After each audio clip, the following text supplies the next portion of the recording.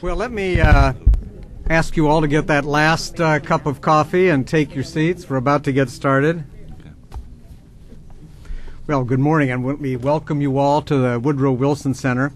I'm Kent Hughes. I direct a program here on America and the global economy that looks at globalization and innovation and economic development around the world and also the long-run future of the U.S. economy. Steve McDonald, who directs our Africa program, would ordinarily be chairing this event. At the moment, he is in Rwanda, arranging a dialogue between the Rwandan parliament and the Congolese parliament, which is quite an assignment. Let me just say a word about the Wilson Center for those of you who are new to it. The center was established in 1968 as a living memorial to Woodrow Wilson. Wilson was the only president to have had a PhD. And the mission that Congress gave the Wilson Center was to really pull both sides of Wilson's life together. So we bring in the people who are doing the best research, the best thinking about policy. Frank would be a prime example, together with people in Washington and elsewhere around the country who are making policy or influencing policy. This is a special treat for me to be talking with the ILO. This is such a storied organization, really one of the oldest, if not the oldest, major international organization. I was reminded that its origins go back really to the League of Nations in 1919. It has a very distinct tripartite governance with labor, business, and governments coming together to talk about key questions with regard to labor and really in many ways human rights standards. I just wanted to mention that Senator Moynihan, who had so much to do with founding of the Wilson Center, wrote his PhD dissertation on the ILO and was always an advocate for and strong supporter of the ILO. Well, we have an absolutely outstanding panel to talk about the latest ILO global report on child labor.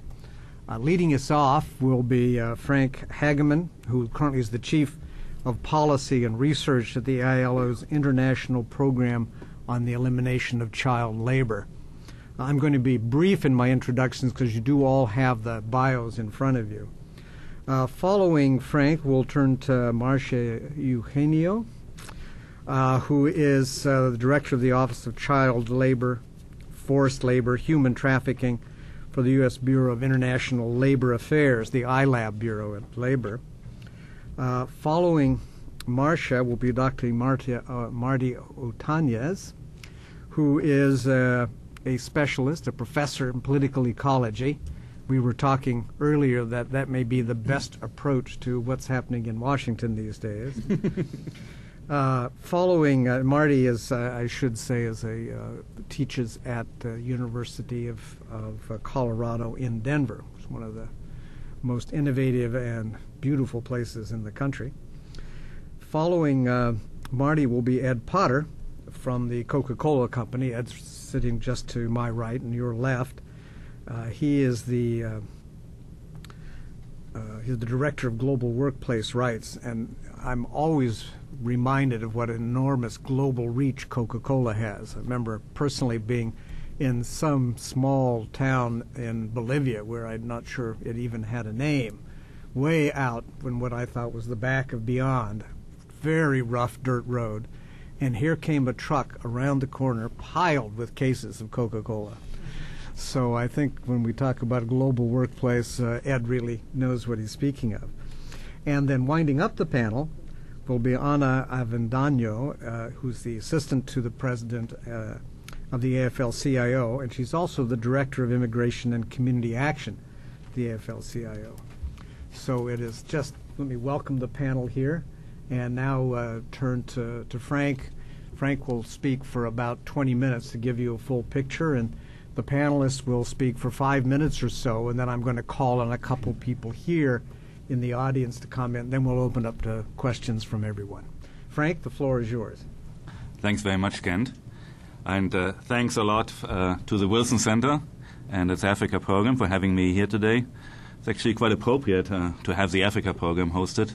You will see later on the numbers, given the African dimension of child labor. Thanks also to the other co-organizers, the International Labor Rights Fund, the AFT, No Limits, and of course our ILO office here in Washington. I would like to give you a short synopsis of the ILO's global report and a brief overview of the main findings and messages. For those of you who sit directly in front of the screen, perhaps if you don't mind, I will show quite a lot of graphs, because some of the numbers need to be explained. I think that may be helpful. Just to give you some background on the global report, it's the ILO publishes a global report. It's a follow-up to the Declaration on Fundamental Principles and Rights at Work. The global report is on child labor is published every 4 years. The last time, of course, was in 2006. It's a major stock-taking exercise. It analyzes trends and developments of the past 4 years, globally as well as regionally.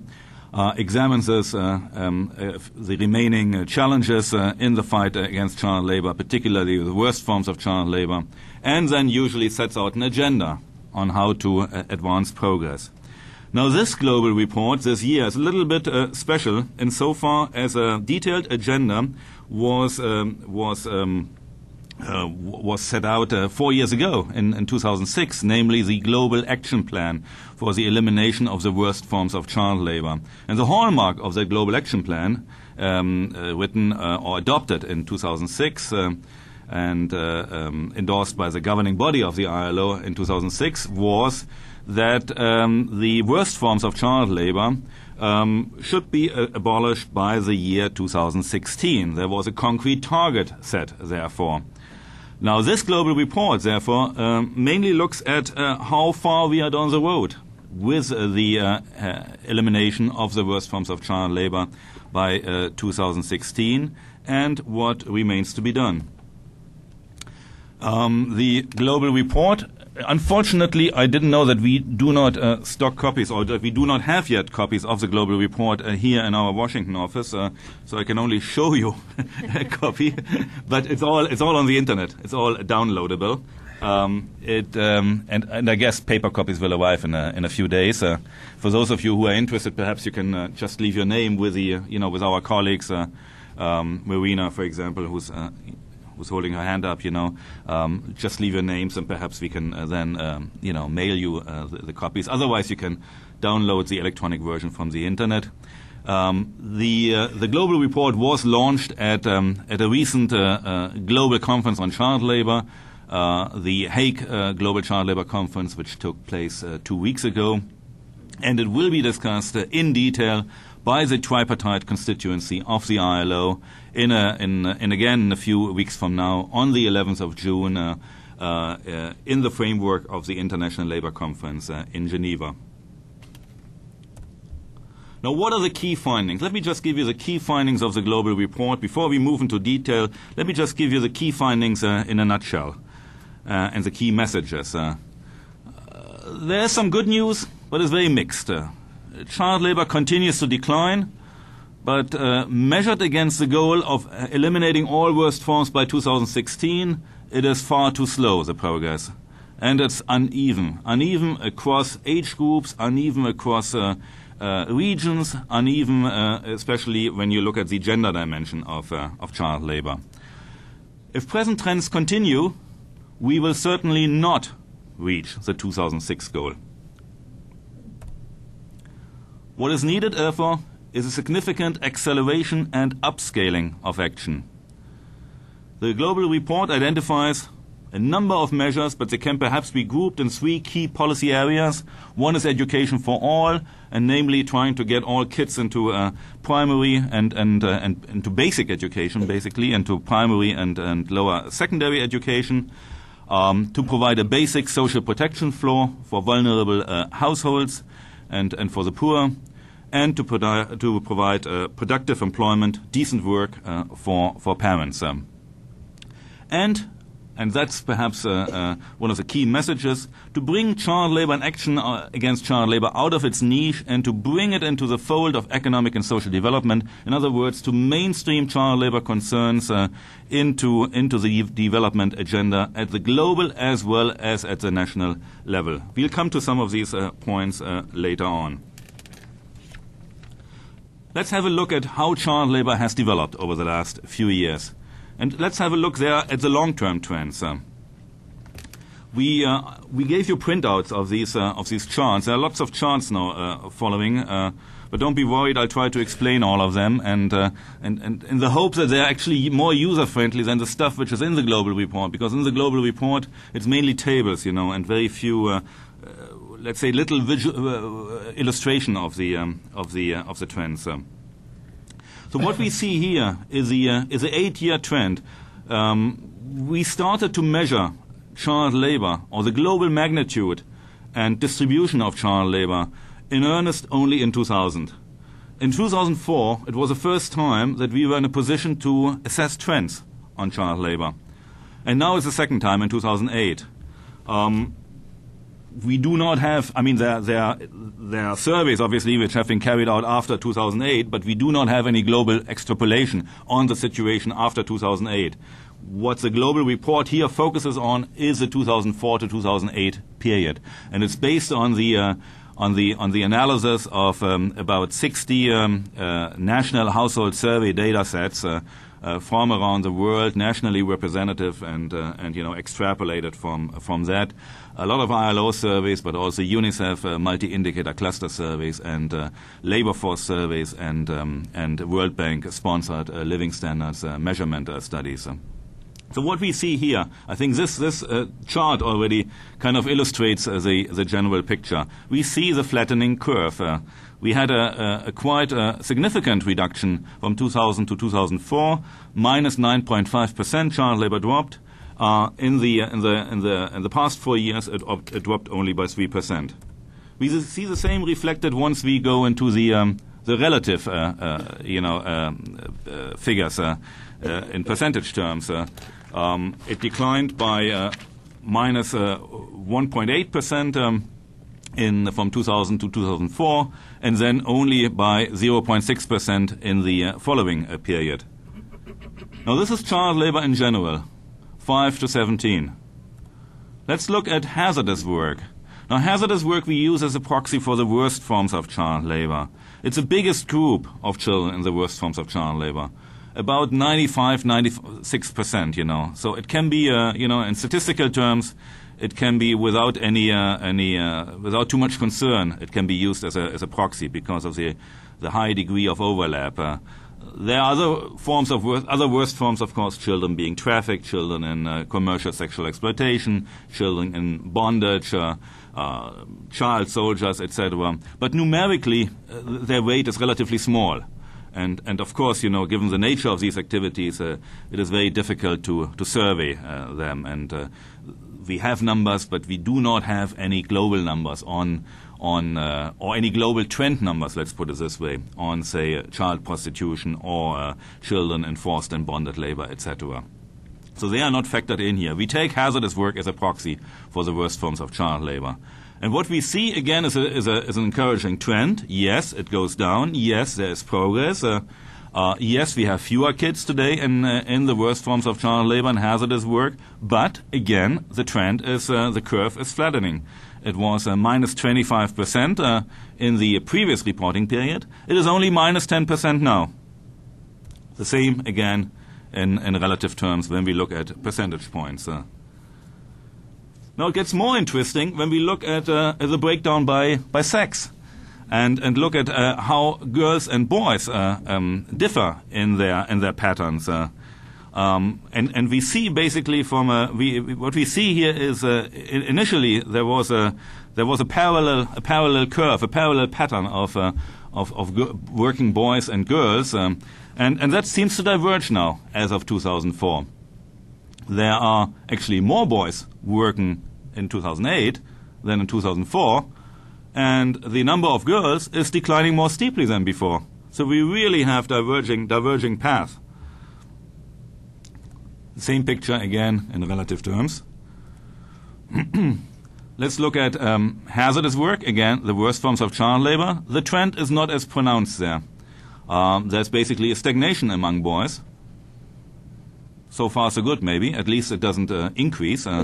But again, progress among girls.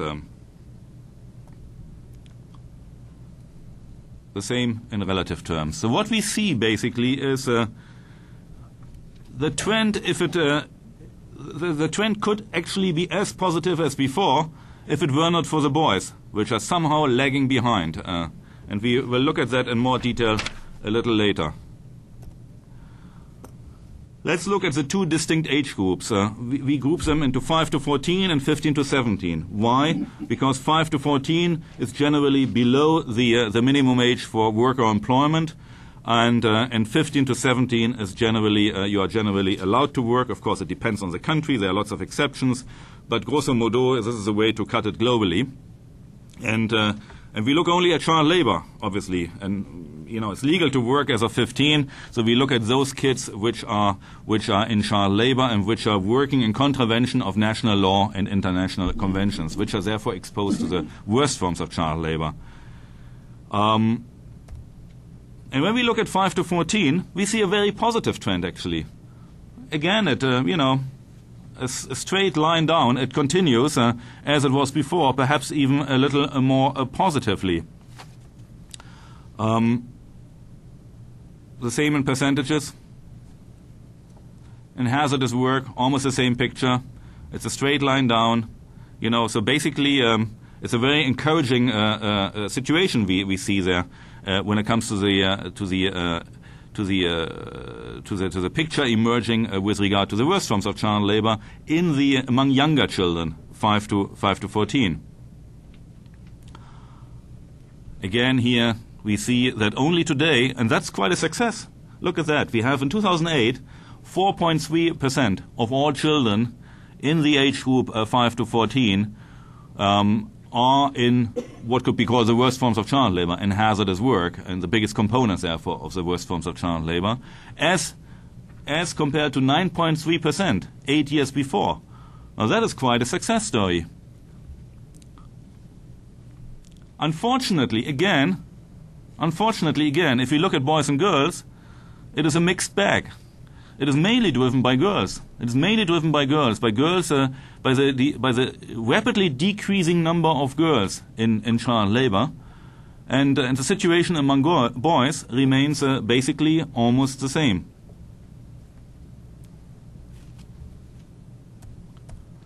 Now let's look at 15 to 17 then.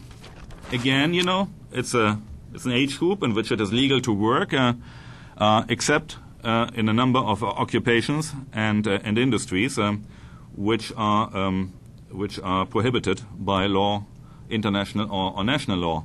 And here we see a quite different picture.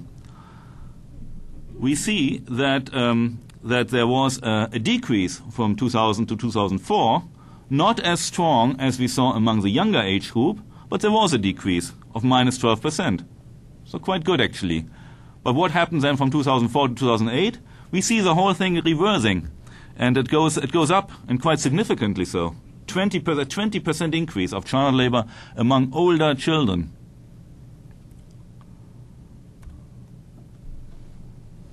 The same in percentage terms. It went down to 14% of all children in that age group who were exposed to child labor, and it goes up to 16.9%. Now, again, the picture differentiated or broken down by sex helps us to understand it.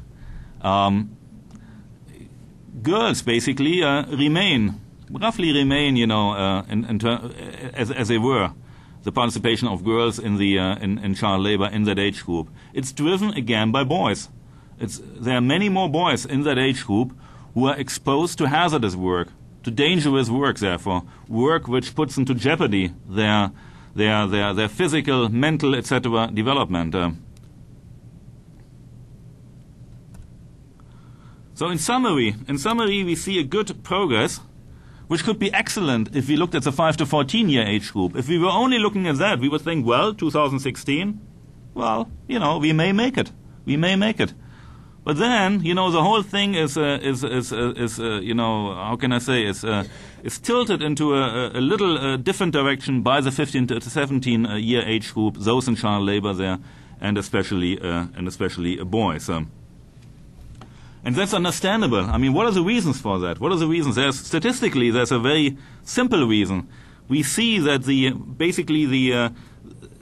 there was a high level of child labor previously from 2000 to 2004 in the 5 to 14 age group, and that moves on. It's a moving group. It's a pool, a cohort of children which moves on. But only the boys move on. The girls drop out. But we have seen that before. And we've seen that at the national level. We've seen that internationally. We've seen that globally, that the participation of girls in child labor somewhat drops off at the age of 13, 14. Boys continue. And those who continue, of course, it's natural, if you have never known anything else than child labor as of the age of 6, 7, 8, whatever, you have not gone to school, or you have gone to school for a year or two or whatever, well, chances are that you end up in quite a bad job when you're 15, 16, that you're ready to accept any kind of work, basically, no matter how dangerous in the labor market. So it's basically it's a problem which has shifted along from the 5 to 14 to the 15 to 17 year age group now. Let's look for a moment at what happened regionally and globally. Of course, given the population weight, numerically, the Asian Pacific region accounts for the biggest number of child workers. And we have numbers 5 to 17 in child labor in the global report. I'm not presenting them here because we were not able in previous periods to calculate that. So the basis for comparison is 5 to 14 in employment. So let's have a look at that. And we see that the situation in Asia and the Pacific gets better. Quite a bit, actually, especially in the last 4 years. Driven by quite a number of countries, but particularly by India. We then have Latin America and the Caribbean, in which we had quite a lot of progress before. Progress continues. And the picture, of course, not surprisingly, if we know, the context of other socioeconomic indicators, the picture in sub-Saharan Africa is sobering.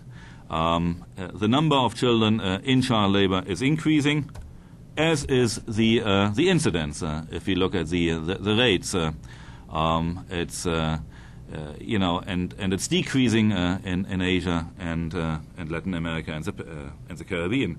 Unfortunately, we do not have any numbers on the MENA region, on the Middle East and North Africa. We simply did not have enough surveys, enough data points. This is how the distribution by sector looks like. Again, not surprising for those of us who have worked on child labor. Most children are in agriculture, and you will see I do not have the chart here, but it's in the global report. Most children work in an unremunerated environment, are in a non-wage setting, if you will, in agriculture, and many alongside their parents, on family farms and even subsistence agriculture.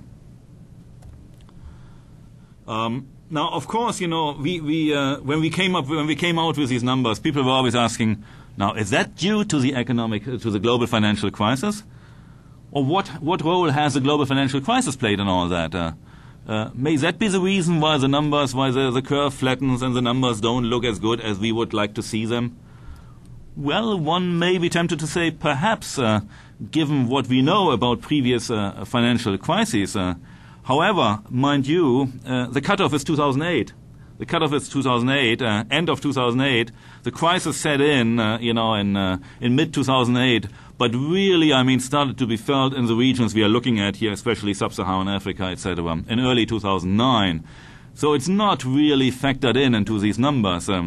Yet, and that's perhaps the bad news, that's perhaps a bad news. I think we can expect it to be felt in the next round of global estimates, and in view of the target again, and in the ambition of that target, and in view of where we are, there's perhaps even less reason for optimism when you think of the effects of the crisis lingering on in the labor market, usually for 3 to 4 years, even after you've seen an economic recovery. Now, of course, when we look at the effects of the crisis, it will not be the same all around the world, all around regions, all around middle income and least developed countries. It's a quite differentiated picture emerging from studies we have undertaken on previous crises. But what we see, if we want to simplify it, is that in least developed countries, in countries with mainly informal labor markets, we have seen an increase of child labor in times of crisis, of economic crisis and economic hardship setting in. In countries, however, with relatively well-developed formalized labor markets, and in middle-income developing countries, sometimes we've seen a drop in child labor because simply there are not enough work opportunities, so kids actually increase their school attendance. Say in countries like Brazil, Mexico, as opposed to, say, Malawi and Mali. But that is something we can look at, in the next round of global estimates. But just to give you a taste of it, what may come upon us there, the EFA Global Monitoring Report in 2010, which is quite an authoritative piece of work, well respected and rich in data and analysis, says that sub-Saharan Africa faces a potential loss of around $4.6 billion annually in financing for education in 2009 and 2010.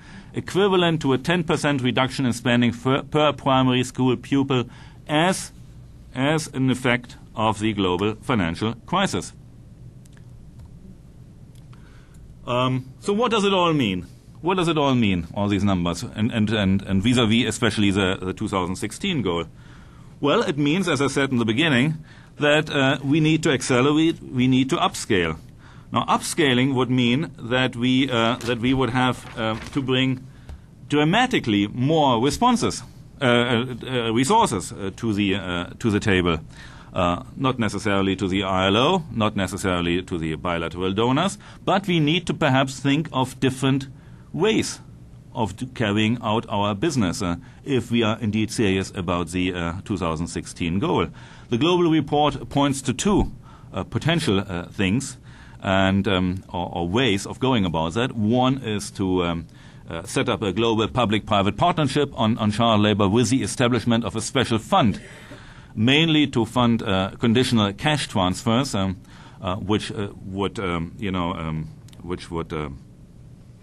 try to mitigate the vulnerability status of households in poor countries, to strengthen labor administration and inspection, and to consider and pilot new and innovative financial instruments for the elimination of child labor. And clearly, the global report there has been also Director General of the ILO, under whose leadership this report has been drafted, has been looking at the health area, in which billions have been raised in the past few years through innovative means. Add-ons to airline tickets, airline taxes. When you look at unit aid, for example, and the hundreds of millions which were raised for medicines in the world of HIV/AIDS, or the recent campaign here with the help of President Clinton, the Massive Good campaign, etc., etc. There are various means out there which very successfully raise huge amounts of money, and of course. That is something to be explored in the future, whether perhaps those working on child labor may want to consider some of this, or at least team up with that. I think the thinking goes less in the direction of something specific and special for child labor, but more in terms of leveraging what is out there currently, perhaps better for the aims and purposes of the elimination of child labor. So in summary, the global report argues for an increased global effort, and of course enhanced commitment, because the most, as you know, the most beautiful instruments and financing mechanisms set up will certainly not work unless there is the appropriate and sufficient political will at the country level. It calls for universal ratification of ILO conventions number 138 and 182, and there actually well, I don't have the curve here on a slide, but you will see it in the global report. The picture is quite good there. We are getting close to universal ratification of 182. 138 is a little trailing behind, but it's also a very encouraging picture there. It calls for more national action plans, national policies basically, to tackle child labor. And again, national policies not in isolation, not on child labor alone, but to try to integrate, the child labor elimination with the education agenda and with the social development agenda and make it part of your growth strategy. And a few years ago we brought out a study on the costs and benefits of the elimination of child labor. And we tried to estimate how much would it cost to eliminate child labor globally. The cost would be enormous, $760 billion over 20 years. Big numbers, but smaller than what was spent in the US and the UK for the bank bailout recently in only 2 countries. So big numbers, but very small compared to that. And smaller on what is, let me not compare to military spending, for example. So at first instance, these numbers appear big. But if you look at, so the cost may appear high, but the benefits are much higher. The benefits we estimated, they differ between the regions, but generally at the global level, 7-to-1.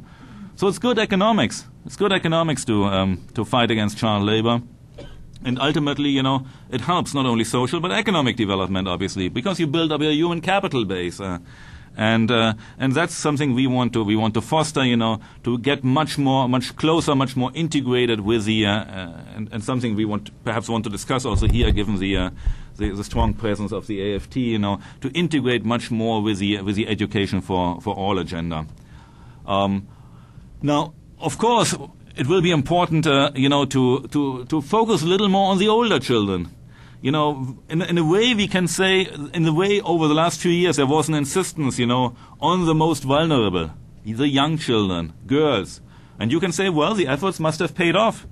The number of girls in child labor is declining dramatically. Younger children, are less in child labor. I guess it's true. There was a policy insistence on that, a policy emphasis, But somehow this older group, of those who we would like to see, in decent work, in decent employment, in youth employment, not in dangerous work, not in child labor, has been a little neglected. And the whole dimension of safe working conditions for youth. So something will have to be, more attention will have to be paid to that area. As well as to social protection, While I think in the last few years the importance of education and basic education and education for all has been stressed quite a lot by the child labor community. You see that in the global report, but also in another report we brought out at The Hague, and which we published together with the World Bank and UNICEF, joining forces against child labor. The other dimension, namely the importance of social protection for the poor. A basic social protection floor, has gained in coinage. And you see that we were able to establish a consensus there with the World Bank and with UNICEF on the necessity and the affordability, that it's today, experience has shown that it's affordable, that it's possible to build up a sustainable social protection floor even in poor countries, and that of course is one of the important means in the fight against child labor. Increased South-South cooperation. I think some of our, the next speakers will also talk a little about that. We've had some encouraging experiences there, and it's something which is gearing up, driven a lot by Brazil, but also other countries, India now, and others moving into it, and a lot of good practices are to be shared, indeed, between countries, who have at one stage or the other experienced similar problems of child labor. Strengthen cooperation with the social partners, and then a greater sectoral focus on agriculture, because obviously this is where the bulk of child labor is to be found, and perhaps a greater focus on where the big numbers are, Sub-Saharan Africa and South Asia. thanks a lot for the time. I could stand on that. And thanks also, if I may turn to my left, thanks for the generous support of the Department of Labor, which made all this work possible, and not only the analysis conducted for this publication, for the global report, but many of the surveys. The U.S. Department of Labor is a strong supporter of our statistical work, and all what you have seen here, is of course based on rigorous data collection. Thanks very much. Well, thank you, Frank. That was a terrific presentation. Let's turn now to Marcia for some comments. I think sorry, I have to maybe switch it off. Or it may be on. I think it's on, actually. Yes, it is on. Okay, thank you. So, first of all, I would like to thank Frank and the ILO for, and congratulate you for publishing your third global report on child labor. As you mentioned, we are a strong and long-time supporter of the work of the ILO in this area. And as some of my colleagues are here today, we are big data geeks at the Department of Labor. We love reports, we love surveys, we love data collection. And what we find very interesting from all of it is looking at this type of trends that you presented to us, but also taking a moment to and some time to analyze the reasons why, basically the reasons behind the trends and how that may impact our involvement and engagement in child labor funding, as well as the strategies that we use to address the problem. So we are always happy to have an opportunity to have this kind of a discussion. And on that note, I would also like to thank the Wilson Center and the organizers for bringing us together to have this conversation. As Frank mentioned and very presented the information, the report calls upon all actors, all of us sitting here, to end the wars on child labor with a renewed sense of urgency. In more than a decade after the adoption of the ILO Convention 182, that became a symbol of unity behind addressing certain issues, including that no child should be exploited or placed in harm's way by working, and that no child should be denied the chance for education in order to meet their basic needs. And I think when the ILO Convention 182 was adopted at the ILO, I think everybody felt that sense of unity and certainly that sense of urgency. But one of the things that we've come to realize through this report and other analysis that has been done is that a shared agreement on an issue is not enough to deal with the problem, and that basic action is needed. As Frank mentioned, I'm proud of this after having worked in the Bureau of International Labor Affairs for a very long time. I won't mention the number of years, and working on child labor issues for very long as well. We are very proud of the engagement of the Department of Labor in this issue and the support that we have received from the U.S. Congress to continue to engage. Working through the ILO and through another 50 organizations in more than 80 countries, the Department of Labor has been able to withdraw or prevent about 1.3 million children from exploitative child labor. We offer children hope through schooling and vocational training, and we have worked with their families to help them find new ways for themselves to overcome the root causes of child labor. And all of this we've done in partnership with international organizations, with governments, with non-governmental organizations, with civil society organizations, and in partnership with many of you sitting around this room. And as we have seen important progress on this issue, But as the report notes, a reduction in the worst forms of child labor, particularly among the most vulnerable, including younger children and girls, also puts us in a position to look at why other kids find themselves in even a situation of more vulnerability at this point. So this is not the time to congratulate ourselves. I think this is a time for us to come together once again and figure out what we have been doing right, what we can be improved, and perhaps other the lessons learned, basically, of things in areas where we may want to change course. One of the things that the report actually that spoke to me is that I was happy to see that the reduction in child labor among girls, and as many studies have shown, providing girls with education has a potential benefit that goes beyond just a single child that is being educated. But I was very concerned about the trend for boys, because it's not something that any of us had the intention at the time when we were saying we need to focus on educating girls, that we will end up with this trend necessarily. So we need to kind of look at why we are in the place where we are. Also, well, I was very happy to see the trend in Latin America and the reduction in child labor there, and concerned once again about Africa and what needs to be done, and the urgency of the situation there, and how we need to kind of work together to figure out perhaps more different solutions, more innovative solutions to the work that we're doing there.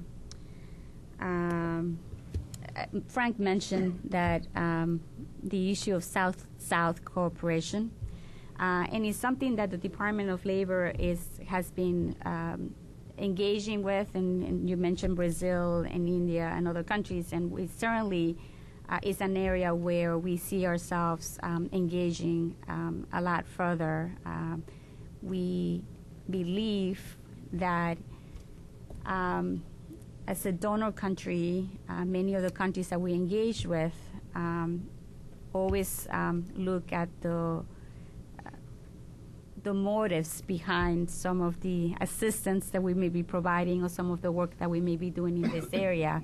And I think when we engage in a conversation with countries that have proven that change is possible, and that improvements in these areas are possible, and that we're more of a facilitator of that conversation, that a lot more actually can get done. So we, this year and in future years, we're looking forward to engaging a lot more on that. Frank gave a really good presentation about the global economic crisis and what the potential that has for child labor, so I won't go into much discussion on that. But the one thing that I would like to say is that we certainly do not want to use the global economic crisis as a reason not to undertake the types of efforts and actions that are needed to continue to address the worst forms of child labor. So we know that there are a lot of countries, including ours, where we have high unemployment rates. There are difficult economic situations, but we have to continue to keep the focus on this effort, because it has the potential for actually getting countries out of the crisis a lot quicker. The Department of Labor recently held a meeting of the G20 labor and employment ministers, and I just wanted to share with you some of the recommendations that came out of that meeting, because they speak,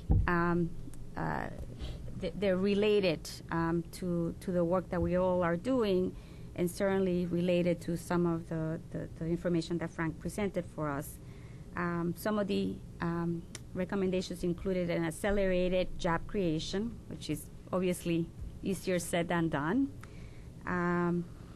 building of social protection systems and ensuring that they are in place to prevent vulnerable populations from even getting into worse situations, and placing employment and poverty alleviation at the center of national and global economic strategies. So we are following up on those recommendations with the countries that were part of this discussion and with others that were not there as well. And as a final thought, I wanted to tell you that our Secretary of Labor, Hilda Solis, is very, very committed to addressing workplace exploitation and addressing the exploitation of all workers. And she's not only committed to working internationally, and she's very impressed and proud of the work that we have been doing, but she's also committed to doing that in the United States. So in conclusion, I want once again to congratulate the ILO, and I look forward to discussing the whys behind the information that Frank has presented, and to kind of perhaps also having a discussion as to more like impact evaluation and other data collection exercises that perhaps will help us develop better policies and strategies for addressing the problem. Thank you. Thank you, Marcia, and I want to assure you that we treasure data geeks here at the Wilson Center. Marty, let's turn to you. Good morning, everybody.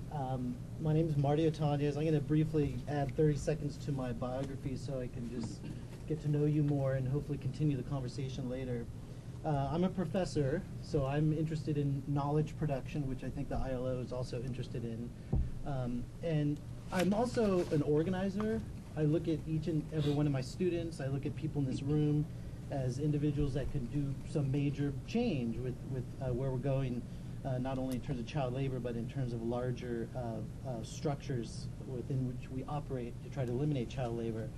So some of my opening remarks are going to build on my experience. I've studied in Nigeria. I got a master's in political science in Nigeria. I also got a degree in labor studies in The Hague a couple of years ago. And in 2008, the government of Norway hired me to directly get evidence that proves tobacco companies benefit from child labor in India, Tanzania, and also Argentina. So I'm the person who looks at the discipline of anthropology, political ecology, to try to reveal certain issues going on in the world. And so, first of all, or to add to what I just said, I want to thank the organizers, and it's an honor to be here. And so I have a few macro or major comments and a few minor comments about the report. And all of this is to not only acknowledge the report and celebrate the victories and acknowledge some of the problems, but also to think about where we're going, especially with the 20-year anniversary of IPEC coming up. So my comments are not in a linear fashion. They're going to be somewhat superficial, but I hope to be provocative so we can find out in 2016 that our goals are met, that we don't just see the goal unmet in 2016. So these are some of the things that jumped out to me when I read the report. And you all should read the report. It's really good. It may not have as many photographs as I'd like, because I'm also a professional filmmaker, and I use imagery to mobilize students and get people to move a certain direction. So the economic recession is discussed, the global financial crisis. I think one thing, and a lot of these are going to be sort of areas of improvement, movements in the future where we're going to go. I really think we need to discuss who are the beneficiaries of the current economic crisis. And I think if we actually have some kind of illustration that builds on this idea of value or supply chains and point to those entities that exist in our world environment that benefit from the current crisis, that could help us really sort of figure out where we've come from and where we're moving. So I would like to learn, maybe in the 20-year anniversary party, of the ILO and IPEC, who are the beneficiaries and how can we specifically rally around the ways in which they benefit? And it's obvious, at least in my case with the tobacco industry, a manuscript I just submitted, the tobacco companies, Philip Morris, British American Tobacco, Imperial, Japan Tobacco, they benefit $1.2 billion in unpaid child labor because they still purchase leaf produced on small farms in Malawi and other countries. $64 million a year is the cost savings to tobacco companies due to tobacco-related deforestation. And so this is just a very small case study of one industry, but I think looking at how companies benefit from the recession and the global environment is a good step forward. And building on that, I think we need to sort of revisit certain terms that could be invoked to get young people more excited about the work that we do as child labor eliminators. Specifically, the economic recession is linked to this economic system that we call capitalism.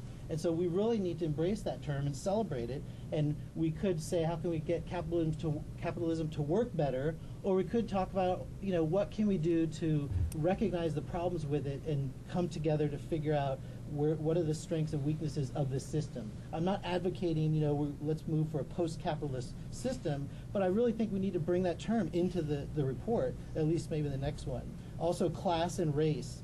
If you look at the global economic crisis, you cannot deny the fact, especially if you look at the continent of Africa, where the majority of the unpaid child labor is, that race is a dimension, and we should talk about that. And whiteness is an issue, and it'd be interesting just to unpack that a bit and talk about how can we integrate that in our projects and our research. Corporate social responsibility, I really appreciate the critique and in the report. I think more needs to be done on really looking at corporate social responsibility and the economic benefit. That means my 5 minutes is up. And the economic benefit. We'll see the gentleman in addition. The economic benefit accruing to different companies that engage in corporate social responsibility. In my research alone, $22 million is spent by the tobacco companies to promote child labor projects, meaning build schools, promote educational projects, plant trees, build wells. But the economic benefit they still get out of unpaid child labor is a big problem. And we need to integrate issues of living wages for existing child workers, because we can't just look to 2016. I think we need to really talk about how can we ensure they're adequately paid, and I know it could be controversial. Some minor points, I really would like to see a little bit more discussion on the problem of enforcement mechanisms. The ILO is an incredible organization that has incredible reach in all the different countries of the world, but I think we need to understand that there's certain weaknesses in terms of enforcement mechanisms, but we can build on existing ground level individuals and projects to figure out what can we do to enhance the enforcement mechanism. Donors was mentioned. I'd love to see, for transparency, who these donors are as well as the amounts of money, because I think that's critical, especially for students who are interested in this. I really appreciate the mention of Twitter, and there's videos that the ILO is engaged in, because as you know, younger people are into this stuff, and that's exceptional. One thing I'd really like to push is, rather than the ILO and us tell other people's stories for them, we should get people to tell their own stories. We should train them to produce what's called digital stories, which is something I do. Let them tell their own stories rather than us structure their stories for them. And then lastly, I think the World Day, which was mentioned quite a bit in the report as this one focal point, I think we really need to look at that and devote resources, devote time, and I think we need to be experimental with the kinds of activities that we do on this World Day, specifically for youth, to get them energized so they can take our positions and move forward with our work. Consider direct action.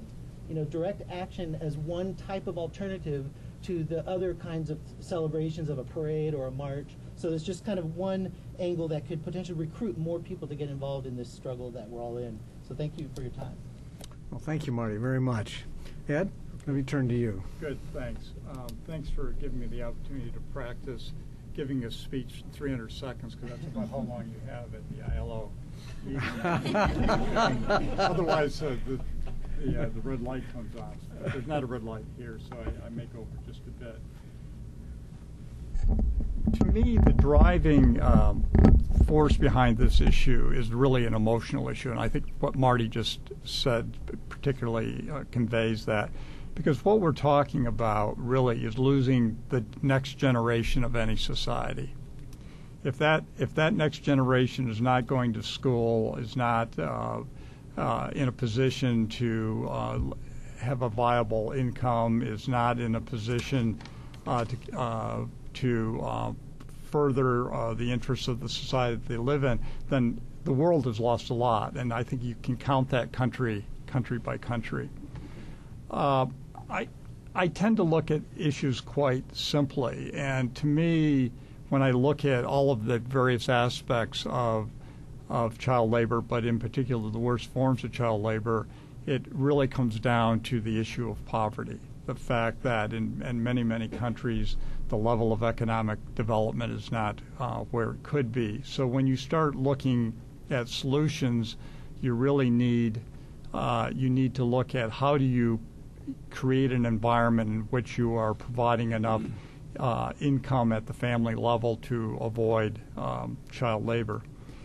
And so, I celebrate this report as the employer spokesman for the 1998 Declaration and the spokesman for the Global Report for about 6 years. I understand the importance of the Global Report, and I think data is interesting because we need to measure where we are.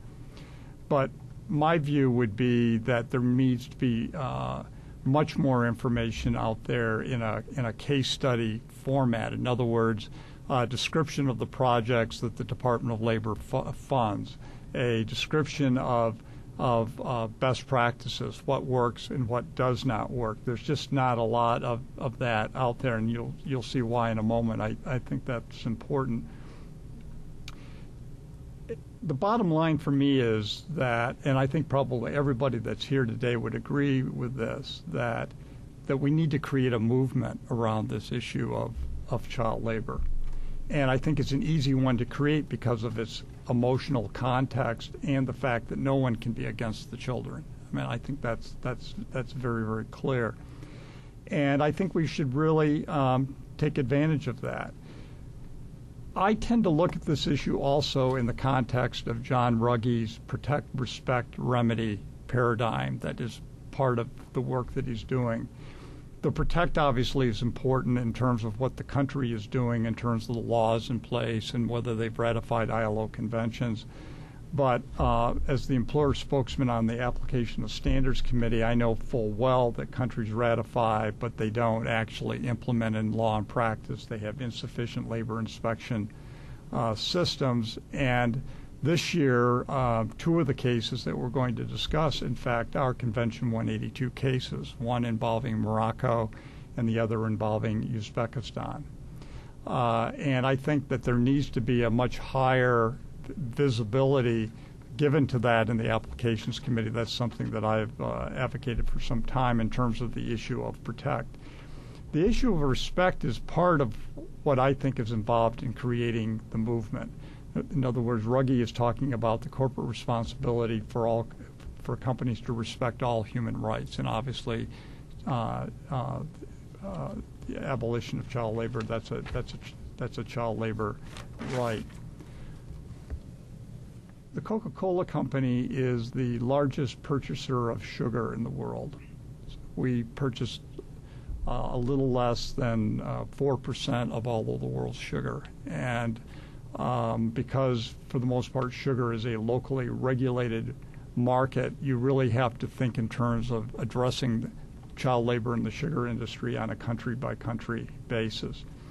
In 2008, we established what we call our global local strategy to address child labor in the sugarcane harvest. The global part is the kind of thing that we're doing here, creating awareness, discussing the issue. We held a conference 2 years ago that both the ILO and the Department of Labor participated in, seeking to address and bring awareness to the child labor problem to many U.S. multinationals, not so much focused on the United States, but where they might be doing, where they may have issues in their supply chain. The local part of our strategy is is to address issues on the ground. We're currently working in 8 different countries around the world, and we found that there's certain things that need to happen in order to be successful.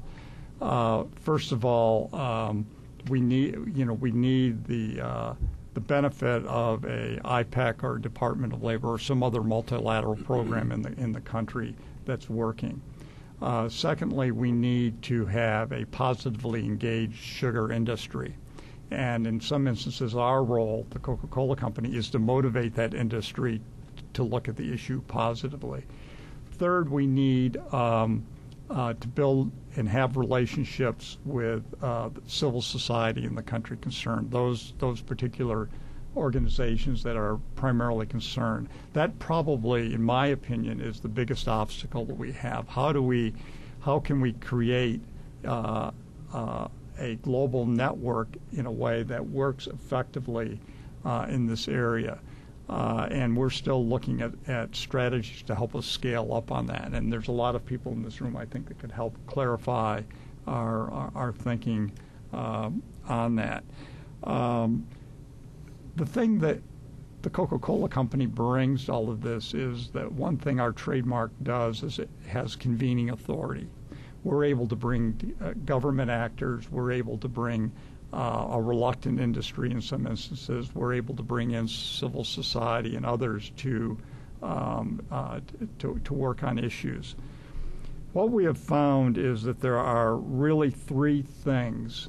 It's not the only things, but the 3 main things that are essential to be successful in a child labor strategy on a country basis. First, you have to create alternative income opportunities for the families that are affected, particularly if that child is in fact an income earner for the family. Secondly, you have to get the government to build quality schools in the area in which the children are living. And in many countries we find that that is not the case. And third, you have to come up with a supplementary labor inspection system in addition to what the government provides. For example, in El Salvador, the sugar industry funds a random audit assessment, surprise audit situation. There's a lot of leakage in all of this. El Salvador, which we've been where we've been the longest, we've been there now for 5 years working on this issue, and we've been able to reduce child labor from 10,000 to 5,000, and we've been at 5,000 for 2 years. And the challenge is, as you pull children out of the field, they're replaced by other children. So it's absolutely critical that we figure out how to do that. But at the end of the day, it comes down to poverty. If you have enough economic development in the country, if you can create alternative income streams, we invest, particularly in Africa, in a lot of micro-enterprise activities as a way to supplement family incomes and to create incomes in society. But this is not something that the Coca-Cola Company can solve. It really requires a movement. It requires a whole lot of companies that are in the food industry.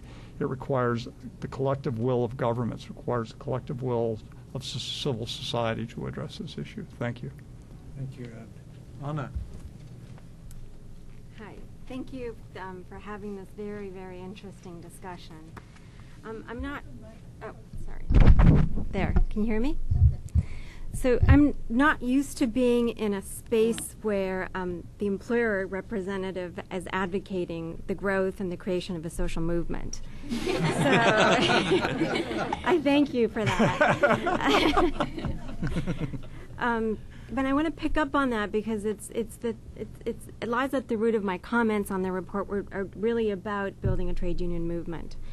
To protect workers' rights, what we have to do is really find that intersection between social movement building and institutional building so that we create both the social movement that's going to bring the collective together, civil society together, workers' organizations around the world, and also we create institutions, trade unions, that can protect and defend those rights. So the report, I think, is a very good report, and it's very encouraging that the paper focuses on the importance of decent work for adults, because that allows secure income for families and is really at the heart of fighting against poverty. But still, many child labor programs lack a focus about this. It would be very interesting to see more data gathered, stronger analysis on the countries that deny freedom of association to workers and the instances or the increase, decrease, or specific correlation to child labor. And a more complete program, I think, would also include 3 elements of policy work, of course, the education, and decent work for adults. That these 3 are really tied together, and addressing the 3 of them together would just go a long way in eradicating child poverty. There's a strong focus in the paper on the need to organize the informal economy, which is something, again, that trade unions can really bring experience to the table, and something that trade unions are trying to do in very creative ways. And I'm going to talk for a moment about our work at the ILO starting next week on domestic workers, because, as you know, child domestic workers girls make up the largest proportion of child domestic workers under age of 16. And workers in the domestic worker sector, actually, which is a growing sector during the time of financial crisis, because as the income gap grows, more workers go into the sector. It's really one of the most precarious jobs, because you have workers who are inherently vulnerable by the very nature of work. Workers are isolated. It's a space that's a private space. It's the home. And it's not just the legal structures that look at this work differently, but society in general looks at this work differently. So bringing regulation to just this world of work is extremely important. Most national laws exclude domestic workers from the right to bargain collectively, as does our law in the United States. They also exclude domestic workers from just basic minimum wage, which our laws do to some degree, and also from health and safety laws. So looking at, again, bringing regulation in the form of being able to both build trade union capacity and based on standards, on a standards approach, is very important. We're looking at a 2-year process here for developing a convention plus a recommendation over the next 2 years. And the United States government is also supporting and promoting a convention with a recommendation in the upcoming ILO discussion. Which is, I think, when it's thanks to Secretary Solis, who has been very involved and very and cares deeply about this issue. The basic concerns in creating standards for domestic workers are many of the same concerns that we're talking about here today. Enforcement is a big one. We really have to think about new mechanisms to really inspect, labor inspection, and enforcement mechanisms. Workers Group realizes that it is not the ultimate solution to demand that labor inspectors be able to just go into anybody's house at any time. We really have to think about how do we make sure that workers know about their rights and know enough about their rights so that they have the ability and the mechanisms to be able to enforce their rights, of course. We need to think about new creative ways of forming trade unions. Under our current system, for example, it is very difficult, if not impossible, for most domestic workers to organize. There are examples around the world where trade unions have created different mechanisms to organize domestic workers, thereby creating a government institution by registration mechanisms. But still, a lot more thought needs to be put into this. And the world of domestic work and child labor, I think, are very much tied together, and much more research and analysis of these two issues, I think, merits some attention. So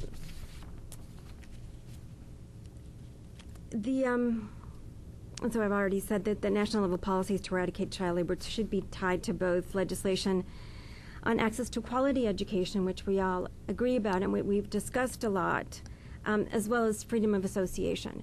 On that note, I just want to just give you an example of where we are, and that this is not an issue that is foreign to the United States, so to speak. There's a trial going on right now in Postville, Iowa. I don't know if any of you remember, but there was a very big raid 2 years ago in Postville, which is at a company that's the largest slaughtering house of kosher meats in the country. As a result of that raid, the Iowa Department of Labor basically charged the owner of the company with 9,300 violations of child labor laws. The owner of the company is now on trial in Iowa for child labor violations. And the transcript, and I encourage you if you want to look it up online, it's really fascinating. As you know, meatpacking is one of the most dangerous jobs in the country, certainly. And a supervisor testifying yesterday said that most of the employees on the cutting floor were minors. In fact, his testimony was, I think I had more children working on the cut-up floor than I had adults. So really, and it should come as no surprise to any of you that these violations were also happening in the context of a labor organizing campaign that had been going on for years. And if you look at national structures that do not protect the right of workers to form unions, I think that you will find a very large correlation to these types of abuses. And that's another area that we think merits much, much more attention.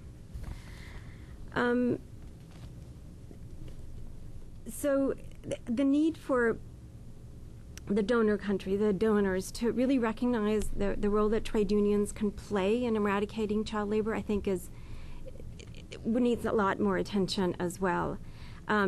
It's not enough to say that trade unions can help develop policy on child labor. Of course, that's true.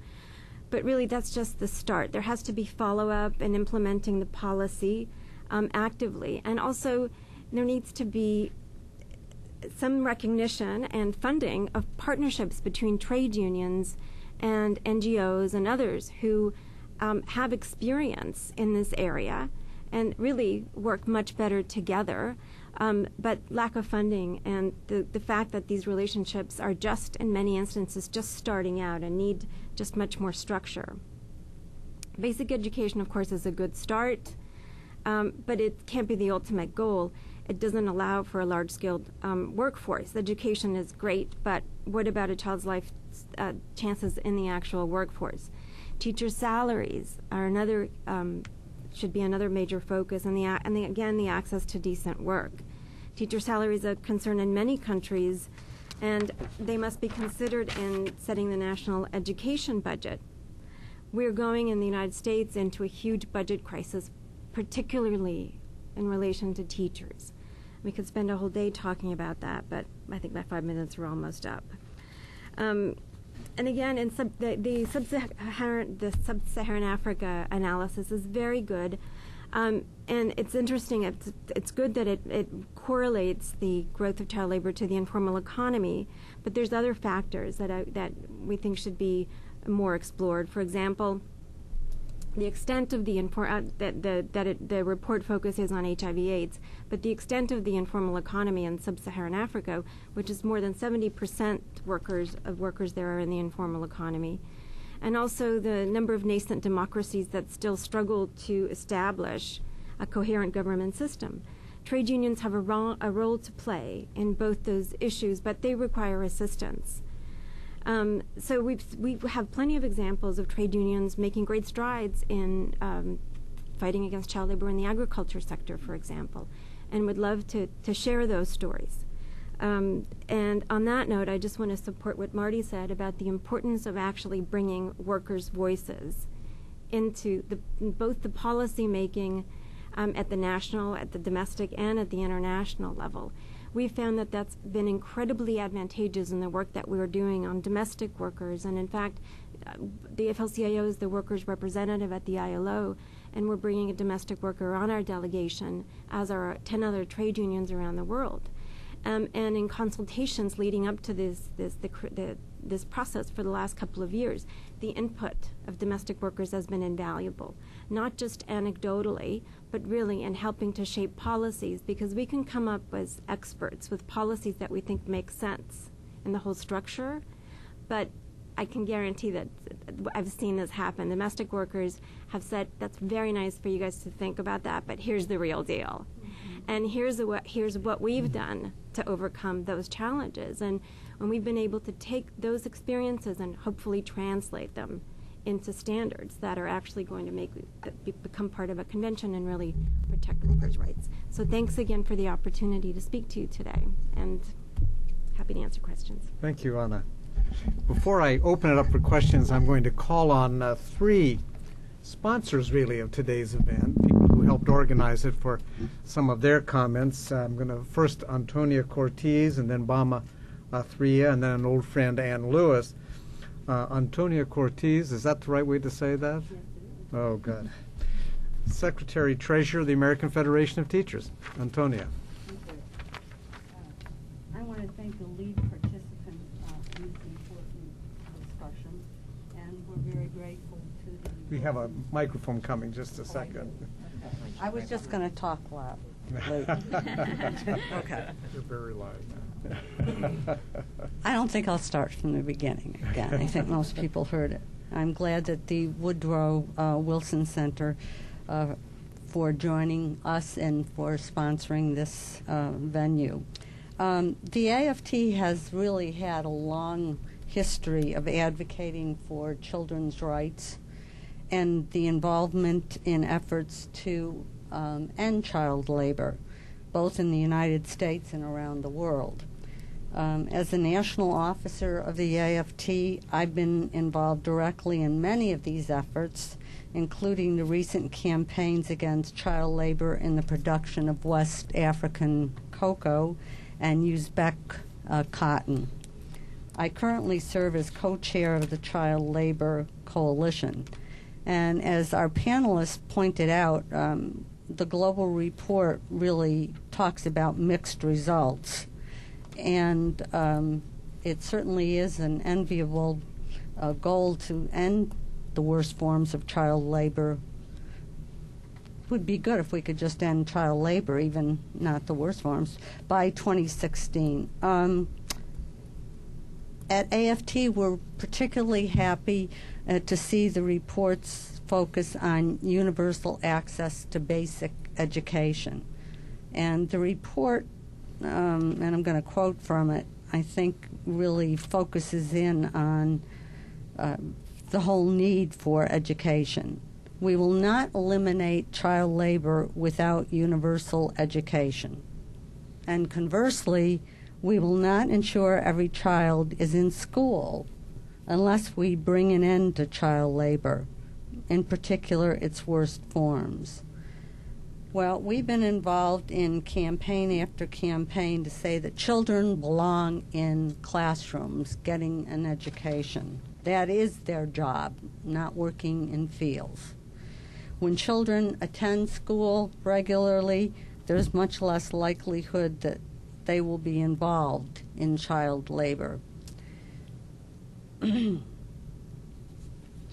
AFT's been a key coalition partner in the global campaign for education and in the Education for All movement. And the report cites as perhaps the most important, this Education for All, the step in the effort against child labor. The AFT actively encourages the U.S. government to recognize the link between education and child labor and to allocate developmental aid accordingly. The other issue is the worldwide need for more teachers, as many as 18 million by some estimates. We will continue to work on many fronts to make sure there are enough properly trained teachers to meet the need, not only in other countries but in this country also. The report notes that making sure that teachers are qualified is crucial to developing quality schools that will attract and retain the 10% of children not currently enrolled. The report sets out a policy framework, and we're pleased to see it, for closing the teacher gap that must be bridged for universal access to free basic education to become a reality. The AFT supports the short and long-term measures proposed in that framework, and we look forward to the forthcoming ILO report that will examine in more detail teacher recruitment, teacher qualifications, and teacher deployment between urban and rural areas, something that we've had a lot of experience in here in the United States. I think that talking about the global economic crisis or in stressing it, one of our challenges is to getting countries to believe that when you invest in education, not disinvest in education, that you improve the chances for you to have some kind of stronger economic base. And I think that's good advice both here in the United States and for those countries around the world. Thank you. Thank you very much, Tonia. Athria? Bama Athria, who's, I must emphasize, is the, thank you. That works. We've got such a turnout, it's really hard to maneuver around. Bama is the director of the International Labor Forum. Please. Thank you very much to you for moderating, and to the Woodrow Wilson Center, all of the staff here for all their hard work to put together this very successful event. And a special thanks to all our speakers for being willing to be with us today.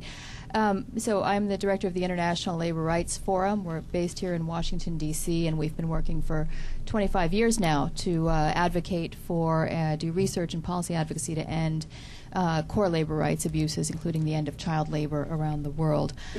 Given the nature of the discussion as a roundtable, what I wanted to do was just make some brief comments to stimulate discussion of the report, being yet another data geek, to look at some issues that we would suggest for further research and exploration, and a couple of comments on that from some of our experience working with partners, particularly in South and Central Asia, which is another region that was identified by the report as a region in need of some special attention.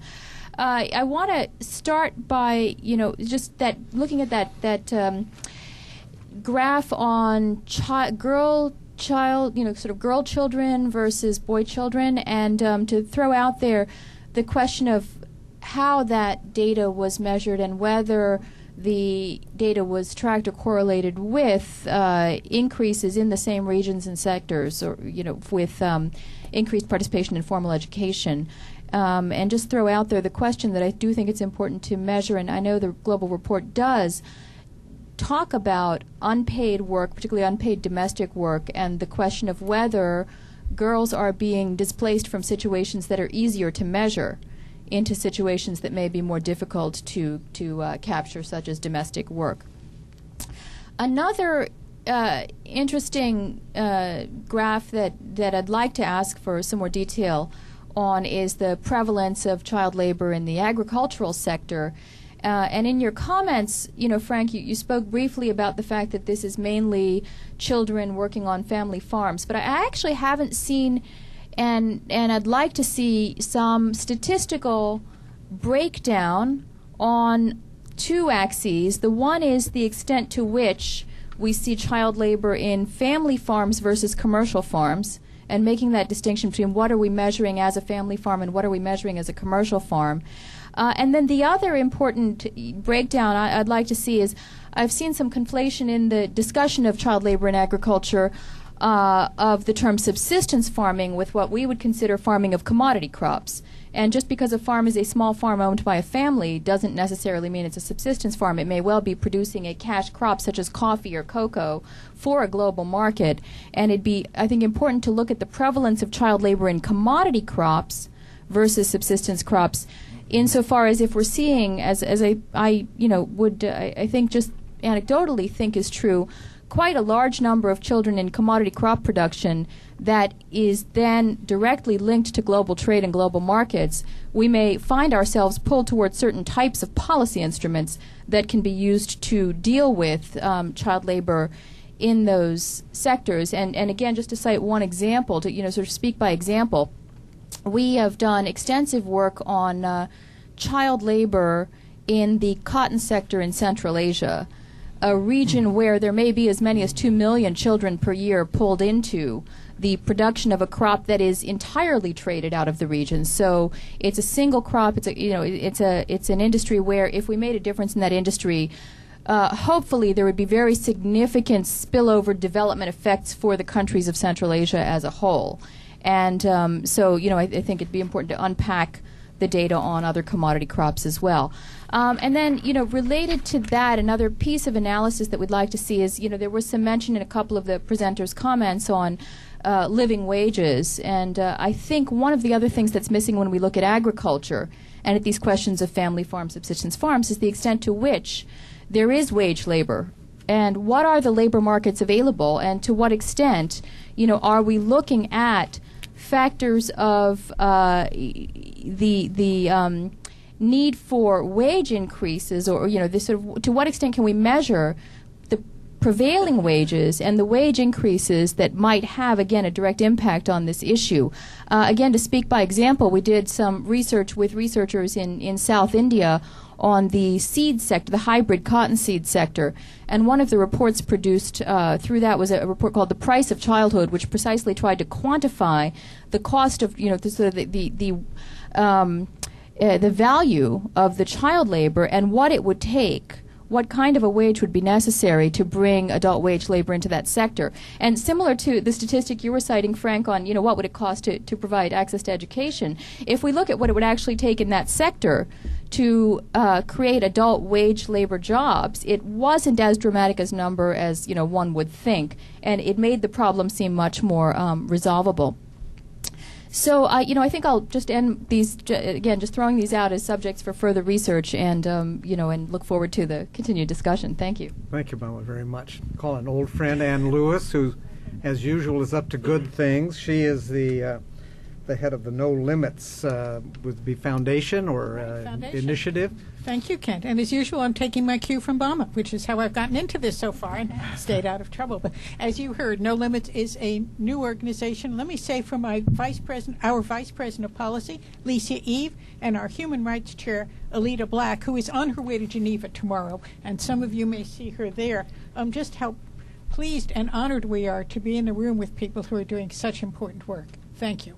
At No Limits, we have some very basic principles, and one is that if we're going to build the kind of world we want to live in and the world we want our children to grow up in, then we got to work toward a world in which every child has a chance for a decent future.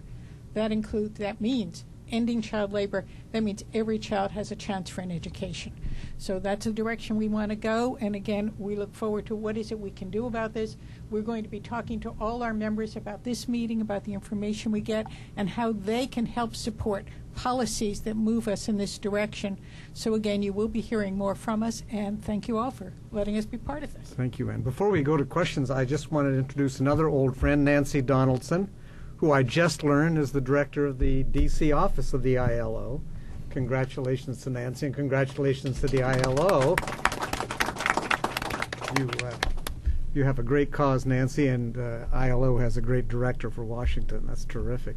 Would you like just to say a word or two before we open it up? Not really. Just thank you to all of you who are working on this with us. And I just want to echo one thing that Frank said, unless, and that Ed said, unless we have an accelerated international movement, and it's only going to be if we do it in a partner's approach, we're not going to be able to make the kind of progress that we really need to make, and that we have the real potential. Everything is set that we could really do this because of everyone's work and because of the awareness that you have raised. So we're in it too here in Washington. Thank you, Nancy. Let me open it up for questions. We've had lots of stimulating. Yes, the young lady in the back. Just wait for the microphone, and if you could please identify yourself. Hi, I'm Rhonda Bernstein.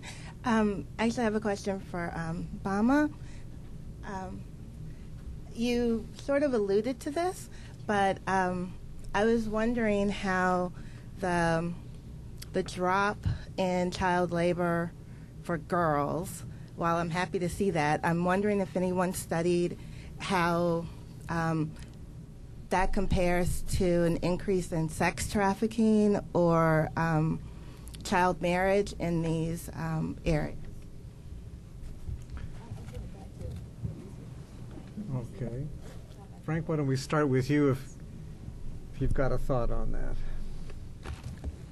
Thanks. Shall I respond specifically to that or also to a number of other issues raised?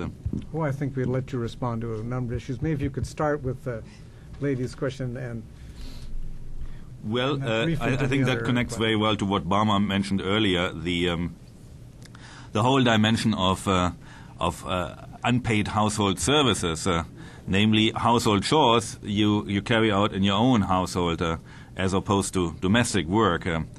Just to make that clear, these two terms, they may all amount to the same, in the end, in terms of effect and impact, You may not go to school because you work 10 hours per day in your own household, or you may not go to school because you work 10 hours a day in another person's household. One we measure, the other one we try to measure. Let's put it this way: the measurement of domestic, and both are difficult to measure. Let's put it this way: it's in terms of data collection, even domestic work in a third-party household. The duration of which and the effect, etc. It's not easy to capture quantitatively, but now unpaid household services has been a matter of great debate over the last 5 to 10 years. And 1.5 years ago, we had the International Conference of Labor Statisticians, which is held every 5 years in Geneva. It came up or adopted a resolution on child labor statistics, and that resolution echoes very much the importance of collecting data on unpaid household services. I think we all recognize the importance of that field. We all recognize that yes, it is mainly girls involved. It is very much unaccounted and should perhaps be added. But how should it be added? And that I think is the main debate today is about that. We are increasingly able to measure it in surveys. We do not have enough data points really to include it in the global estimates. But the main problem we face is how to combine it with economic activity and with market work. Is it on a one-to-one scale? Is it on a different equivalent scale? And there's a lot of debate about that. But this is an area of work which will be in which we will engage much more over the next few years. We now systematically collect data on it in national household surveys. The question then is to how to analyze data. May I just point to we have, for those who, for the data geeks among us, we have a more detailed publication on the latest global estimates. It's also available online, which presents the results in more detail, but also all the data sets and the underlying extrapolation methodology. If anyone wants to redo it, with different data, it's all in there. And there's one annex in there. On unpaid household services, in which we analyze data. We don't have that many countries. I think we take 5 countries or so and see, well, how does it go together for, unpaid household services and child labor? And of course we see the, mainly girls being involved there, but what we surprisingly also see is that it is very much cumulative with child labor. In other words, those who are on unpaid household services and hazard, what the resolution on child labor statistics talks about are hazardous unpaid household services, meaning, it's mainly measured through hours of work. So household services which you carry out beyond, a certain number of hours. If you work you wash dishes for 2 hours a day, nobody would probably, would have an issue with that. But the question is, if it is as of a certain number of hours, obviously it jeopardizes education and many other things.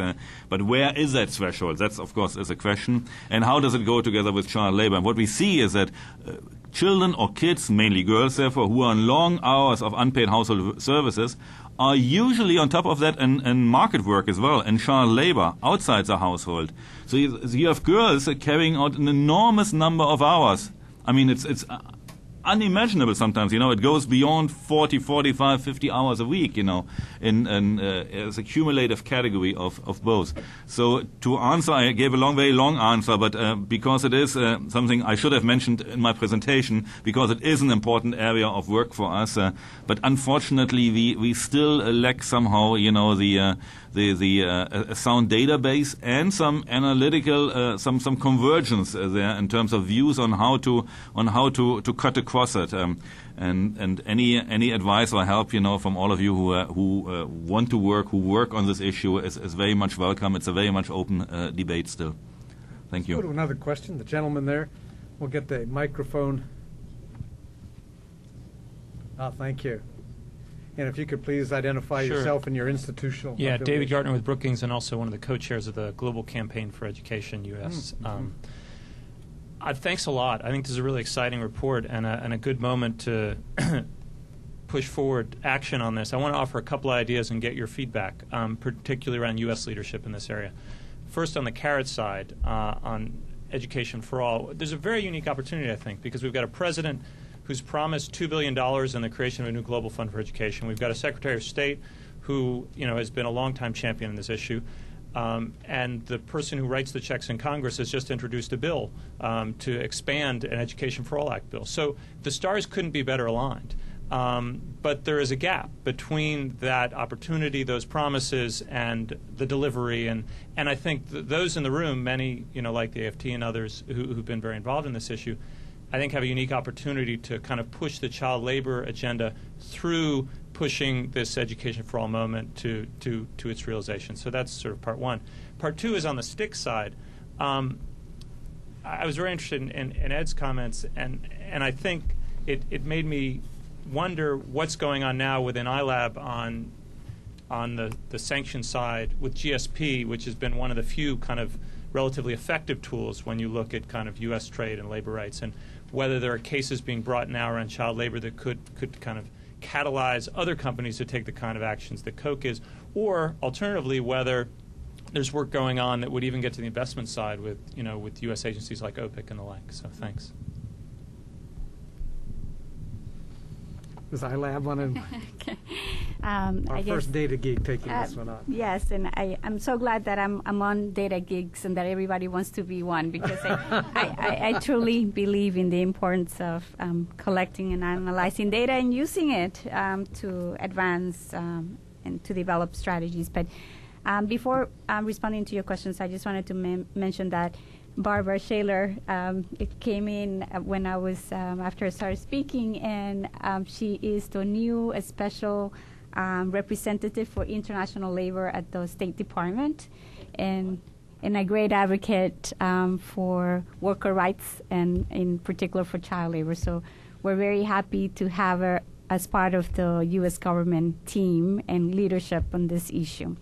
And Barbara, I will try to answer and then turn this over as well to you to speak from the perspective of the Department of State. But I mean, I couldn't agree with you more. I think that we have a president, a Secretary of State, a Secretary of Labor that are very committed to labor issues, to education issues, and trying to get everybody in a place where we can all move in the same direction is always a challenge for the U.S. government. However, I can tell you that after having been working in this issue for so many years, I can certainly see a different dynamic in the last 2 years, which is a greater willingness to engage in a conversation, to have the conversation in the first place, and to look at all the possible carrots and sticks that we can bring to the table. And I can assure you that we're trying to use all of those as we move forward. And even from my own little perspective on this issue, which is, funding and researching child labor initiatives, that we are looking at all the possibilities of how we engage different people. And Congress has been, some of the congressional supporters that we have there couldn't be better. And I think that it's just something that takes a little bit of time, but I'm very optimistic about where we will go from here. In terms of the work that Coca-Cola and other companies have been doing in this area, you know, I know that Anna mentioned that she was pleased to hear Coca-Cola advocating for a global social movement. And you know, I've had the pleasure of working with Ed for many years in this area, and it is very refreshing to listen to someone who brings that kind of perspective to the issue. I think that there are a number of other major multinational companies that are in a similar place, and then there are others that are not quite there. And I think that a lot of the emphasis has to be on working with those that are there, that we can show that there is a benefit to beyond the emotional issue and beyond the need to do the right thing.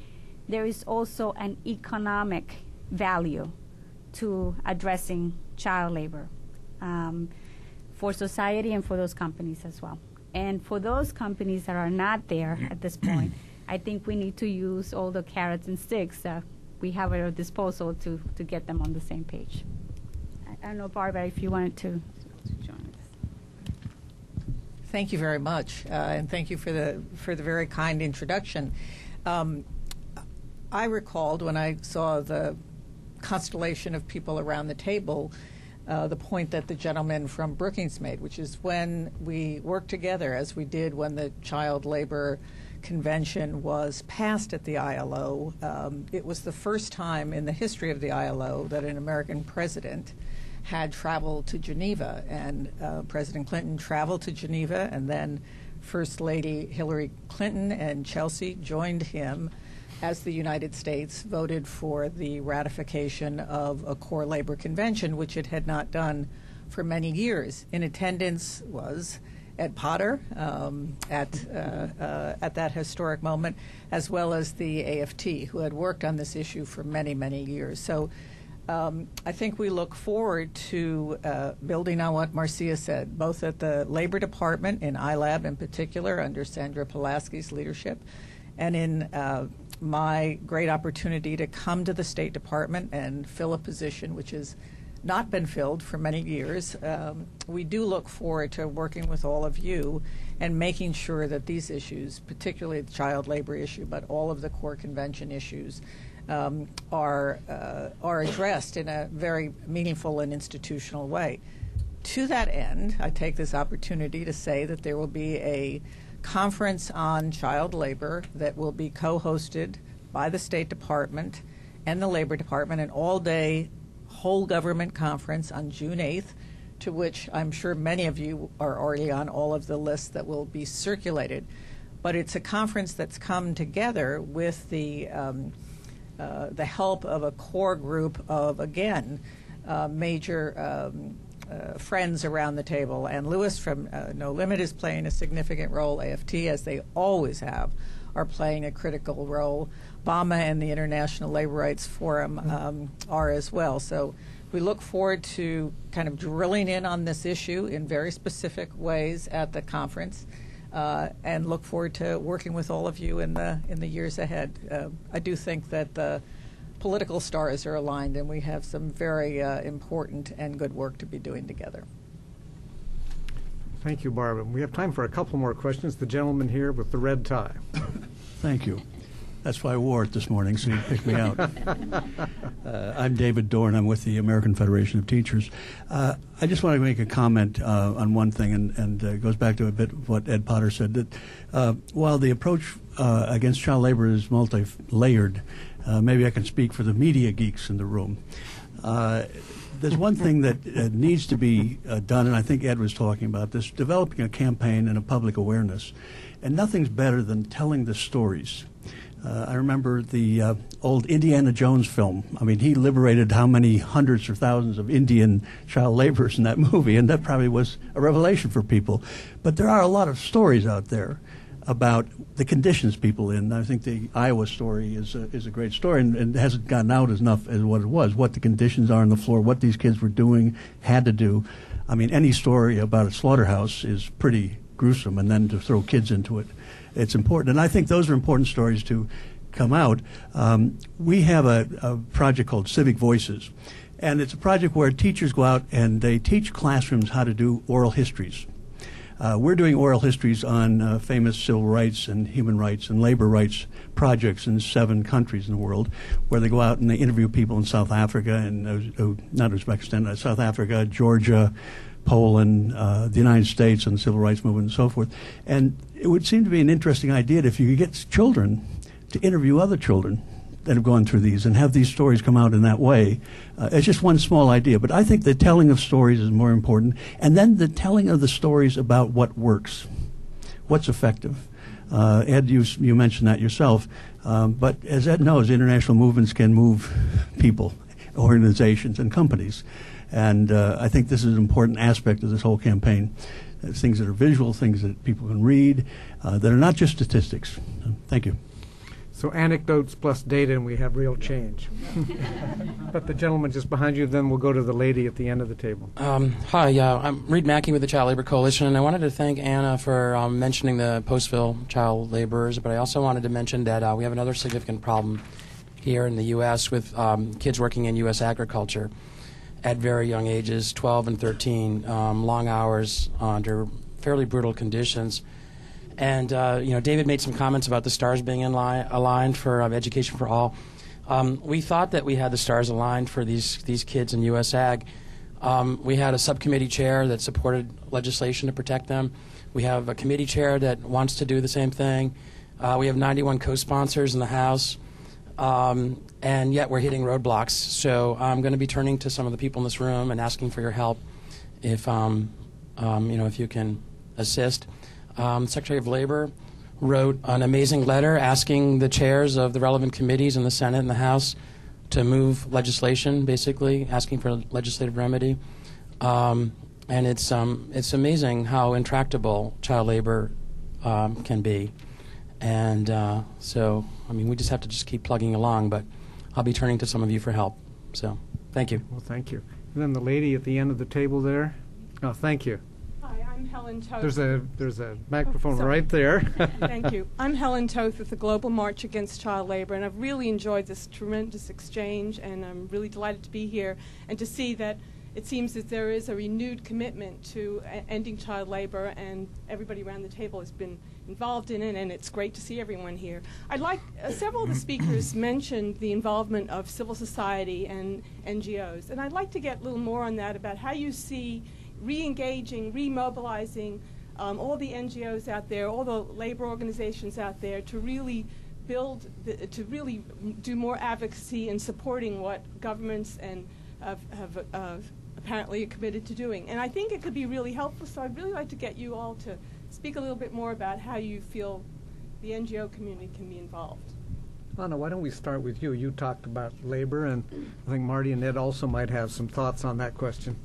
Sure. Thanks for the question. One of the focus of our work right now is actually to grow the labor movement by different ways and through partnerships with NGOs. I'll give you the example of our domestic worker work. We're doing a lot of that same similar type of work in the United States. And what we've found is actually that there are these two worlds in many instances that are operating in parallel. And how do you bring these together? It's often an issue of culture, it's experience, and it's a lot of the time it's funding. There has to be more targeted funding at these kinds of projects that actually strengthen both the NGO and workers. And that there has to be more room to experiment with relationships that may not work, initially, and to be able to develop into something that is actually bigger than the sum of its parts. I have domestic examples that I can share with you later, but I don't know, Sonia, if you want to add anything on the international scale that Solidarity Center is doing. Well, I think that actually the report did a really good job of mentioning that. Sonia, if you just introduce yourself, and we're going to get a microphone there for you. Yes. I'm Sonia Mistry from the Solidarity Center. I think that the report did a really good job of mentioning that one of the best ways for trade unions to actually fight child labor is to just do their jobs really well. And I think that that's actually really true. Sometimes it's not even a matter of mobilizing trade unions to work specifically on child labor. It's just about building their capacity to represent worker rights. And that's something that we do every day. And so I think it's really just a matter of doing more of that and doing it more effectively. And then, of course, building ties with NGO communities, building ties between trade unions in different countries, working on the same sector maybe, expanding out to organizing informal economy workers. But I really think sometimes it's just a matter of doing your job really well.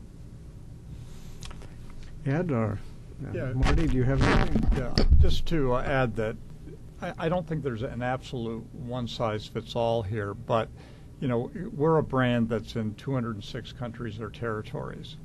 And so we have to think about global scale here. And so, you know, we're doing that in three ways. One is through the International Union of Food Workers. We've partnered with them, and we have a specific project that we're working on in the Philippines. Secondly, through Save the Children, which is in 120 countries around the world. And then thirdly, through UNICEF. But that still leaves some significant gaps for us. So, you know, figuring out how to work effectively with local civil society in countries where none of those organizations are really in place is the biggest challenge that we have. Marty? Maybe just to add to that, I think about funding, that's critical, and I think one of the things we're hesitant to let go of is funding without conditionalities. I think in terms of being experimental and exploratory, projects, you know, let's say, for example, based out of a church that has been, for the last 20 years, looking at child labor in the tobacco sector in Malawi, they focus on organizing. And so they need funding, and a lot of groups are like that, to organize. And I actually think we need to sort of let go of education as the main gold standard. I think education, when we discuss it, we should always link it with organizing, because you need the organization, as the report says, to increase the democratic voice and collective bargaining of workers. So the other issue that's becoming really hot in Central Africa is food and nutrition issues. If we're going to talk about development of the agricultural sector in parts of Africa, we need to also look at healthy crops. You know, not crops that are toxic, that require a lot of pesticides and chemicals, but people should be allowed, with development aid, to grow their own food without chemicals, without any kind of conditionalities that say you get this money if you also buy our chemicals. And so I think looking at food and nutrition and healthy crops is a natural next step for NGOs to go into if they haven't already gone into that. We have time for just another question or two. Gentleman here, if you could pass the microphone back down. Thanks. And please identify yourself. Thanks, Rich. I'm Scott Nova from the Worker Rights Consortium, and just wanted to make a brief comment and welcome people's reactions about the role of employers on this issue. I mean, if we're talking about child labor, then of course a question immediately arises is on whose behalf is that labor being performed? And much of the child labor in the world is performed either directly or indirectly on behalf of corporations based in the United States or Europe, in the context of the sprawling global supply chains that these companies have erected over time. And of course, critical to any long-term solution are mechanisms of accountability with respect to the actions of those global corporations. And I think often in the discussion of the issue, there's too little focus on employer responsibility and on a disconnect in the issue, which is that employers are able to have child labor in their global supply chains without suffering any substantial consequences. And ensuring that there are consequences is critical to getting a change in policy. And I also want to mention a related but distinct issue. Most of the work that our organization does is in the apparel sector. And while there continues to be a problem of child labor in the apparel sector, it's not an overwhelming problem. But there's a different kind of child labor problem in the apparel sector, and that is the children of apparel workers who work, because the wages that their parents are paid are so low that the only way the family can survive is to have one or more children in the labor force. And the absence of progress toward a living wage in the apparel sector, in global manufacturing, and in other consumer product sectors is a critical driver of the ongoing child labor problem. And so I think, and I was glad to hear people mention the issue of living wage and gainful employment in the context of the ILO research and more broadly. I think that's a critically important focus going forward, is the obligation of employers at the top of global supply chains to ensure that the wages workers in those chains receive are such that it's possible for them to have children who go to school rather than work. Our representative just about to go to Geneva at the end of the table there. Okay, I always listen to Ann. She says I need the mic. I want to thank you, Frank. I am not a statistic geek, and I got the report, and it was very clear, and I wrote all over it. But I have a question, not as a statistical geek. The Trafficking Persons Office in the State Department also has a breakdown by gender and age of sexual trafficking and somewhat work trafficking. Is it double counting to fold those numbers into your numbers? Because I totally get how girls' child labor could decrease with all of the emphasis that's been on it. I mean, we should all pat ourselves on the back on that. But as somebody who's lived on soft money all her life, I'm profoundly suspicious of great benefits when I show something. So I'm wondering if there's a way that we could sort of double check, if you will, or compare the analysis that's been done on girls 5 to 15, and then 16 and 5 to 14, and then 15 to 17 to cross-check it with the TIP report to see if there's any additional information that we could give you, or is that statistically invalid? Right. Well, thank you. That's a relatively complex exercise to combine the numbers of we shouldn't have given that trafficked children with trafficking is for many purposes in the first place, and there's a great number of children are affected. Some for sexual exploitation, others for work, say in cocoa plantations in Côte d'Ivoire or wherever, and lots of other jobs, and so many would end up in what we would call an economic activity, and what would be counted in the surveys we carry out. The cause would be different, and the way in which they are brought into into work, But so some of that dimension would be captured. The sexual exploitation, commercial sexual exploitation, the child prostitution angle of it is difficult to capture, and certainly through a national household survey, you will not get to the bottom of things. Now, how this could be combined, these different data sets, is something which would probably go beyond a few minutes if one wanted to move into that. There are possibilities in how far they are rigorous. One would really have to look at where the data come from and how sound they are. And actually, if I may, can I add a point to that? The other issue is the different nature of the report. In the report that the ILO has produced is based on National Statistical Service and other data points. The report that the Trafficking Office at the State Department, and to a greater extent as well, the reports that the Department of Labor produces on the wars from to child labor are only partially based on that. So it is very important not to conflate issues of the wars from to child labor and how we define and categorize those issues with the information that is in the ILO report. So it's sure. When you talk about hazardous work in the report, which you define very well, that's in my thick head, and you do talk about trafficking and other exploitative processes in hazardous work. That's why I was just wondering if it was impossible to do that, because in my mind, and I am nowhere near a statistician, I'm thinking, well, maybe some of the gap is because of all of the areas that you could not count because of the focus of your work and the extraordinary caliber of your work. Perhaps I may refer to a number of studies we have been conducting over the past few years, but which haven't been really inputted into this report yet, because they're just coming to an end now. We have been trying to, many of the problems we are grappling with, we can take relatively, we can take little inspiration from, say, what has been done with regard to adults. Prostitution of adults is badly measured. Forced labor of adults is badly measured, etc. So if it comes to children, you would think, well, look, the number of adults involved in these activities is much greater. So hopefully we can borrow something from what is being done in terms of research there. But unfortunately not. There's very little.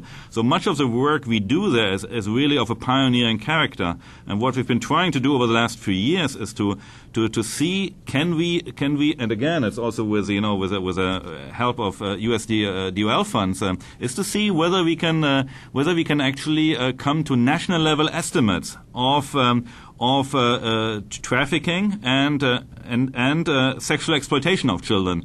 And we've started actually, we started in places which are most unlikely. Bangladesh, for example. You would think, well, in Bangladesh, it's such a taboo. You would never be able to do this, And certainly you can do only a few studies through NGOs. No, we did it through the statistical office in Bangladesh, and with what I would think quite innovative means. And we will have a workshop on that. We did it in Cameroon and Mongolia and Bangladesh, in the Philippines. We will have a global workshop on that in a month from now in Cebu City in the Philippines, and where for the first time we will bring people who gathered these data together with some analysts, and to see what is it we can learn from that, and perhaps then as a next step at some point we will also have much sounder global estimates taking that into account.